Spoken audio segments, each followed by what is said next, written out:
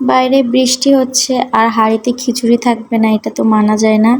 তো আজকে আমি খিচুড়ি রান্না করেছিলাম, আজকে এটাই আপনাদের সাথে শেয়ার করব। আমরা কম বেশি সবাই খিচুড়ি রান্না করতে পারি। তো তারপরেও আপনাদের মাঝে আজকে আমি আমার ছোট্ট এই রান্নার ব্লগটা শেয়ার করলাম। তো আমি এখানে খিচুড়ির জন্য 2 রকমের ডাল আর মুরগির মাংস নিয়ে নিয়েছিলাম, আর সাথে ছিল বাসার চাল। আমি এক্সট্রা করে পোলাও চাল আজকে দিই নাই। তো তারপরে চাল ডালগুলো ধুয়ে পেঁয়াজ কুচিয়ে রসুন কুচিয়ে এখন আমি এর ভিতরে দিয়ে নিব।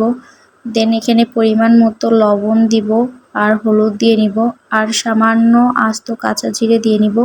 তো তারপরে 2টা এলাচ 2টা লবঙ্গ আর দারুচিনি দিয়ে এখন এর ভিতরে পরিমাণ মতো তেল দিয়ে নিব। দেন এখন আমি এগুলাকে ভালোভাবে মেখে নিব। তো তারপরে মাখা শেষ করে আমি এখানে পরিমাণ মতো পানি দিয়ে 4টা কাঁচা ঝাল আমি এখানে চিড়ে দিছিলাম। তো এই যে আমি রাইস কুকারে খিচুড়ি বসাই দিছি আর অন্যদিকে আমি মুরগির মাংস রান্না করতে চলে আসছি।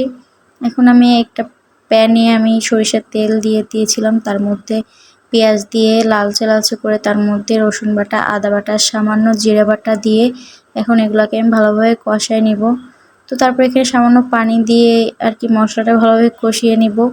তো এর ভিতরে আমি পরিমাণ মতো লবণ হলুদ আর ঝালের গুঁড়ো দিয়ে এখন এগুলাকে ভালোভাবে মিক্সড করে নিব।